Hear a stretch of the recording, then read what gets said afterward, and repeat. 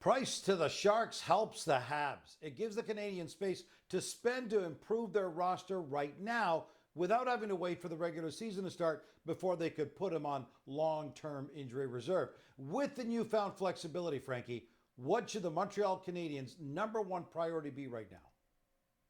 Number one priority for the Montreal Canadiens, Gino, find a left-handed centerman who can play right under Nick Suzuki. That is going to be key for them as they try and turn this team from making the playoffs once to making the playoffs every year and eventually taking the next step for competing for a Stanley Cup. And if you look at the way the center ice position is going to roll out right now for Montreal, it's some combination of Suzuki, who's one of the best two-way centermen in the NHL. He showed that last year.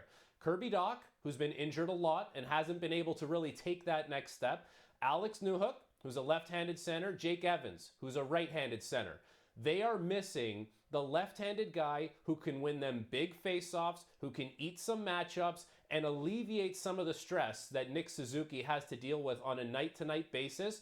You look who they just lost. They just lost Christian Dvorak, who maybe you don't think that much of a subtraction like that from the team, but a guy who was taking key faceoffs shorthanded, who was going out to win faceoffs with the goalie pulled both ways, defensively and offensively when you needed a left-handed center, and at the start of overtime, going on the ice to win a faceoff, getting off the ice, and then allowing someone else to come on. Someone that's very useful. They don't have that right now. At some point, they're going to address that position, but I have no doubt that when you look up and down their lineup, there's one glaring hole, and it's that they will need a legitimate left-handed centerman if they want to turn their team into legit Stanley Cup contenders in the next, call it 2, 3, 4, 5 years.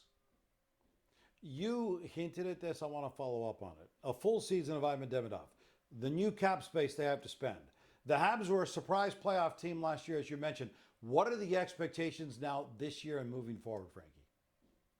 The expectations are not to just be playing meaningful games, but to be playing games that are playoff games again. Once you make the playoffs, you don't want to be taking a step back. The Montreal Canadiens had a lot of things go well for them last year, but they earned it. They were one of the worst defensive teams in the NHL right up until early December, and as a group, they stuck with the game plan. They made some adjustments. Eventually, they got to a place where they were playing great within their own division. They swept the season series against the Florida Panthers. They won some crucial games down the stretch to get themselves into the playoffs. So now maybe not making it down to game 82 as far as making the playoffs, but making sure you are well in the playoffs. That should be the expectation for the Montreal Canadiens.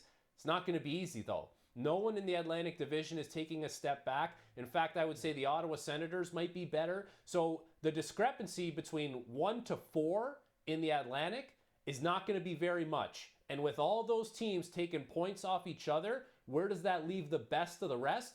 Montreal Canadiens are going to have to find a way to rekindle some of that magic that they had in the second half of last year in order to make the playoffs again this year, but they will have more talent on their roster to do so. They have a higher ceiling now with a player like Demidov, with a guy like Bolduc, and Noah Dobson. So they're well positioned to do it. They just have to execute on it. By the way, some of that newfound cap room could be spent on current Habs as well. Among the bigger names eligible to sign extensions right now in Montreal, Patrick Laine, Kirby Dach, and Mike Matheson.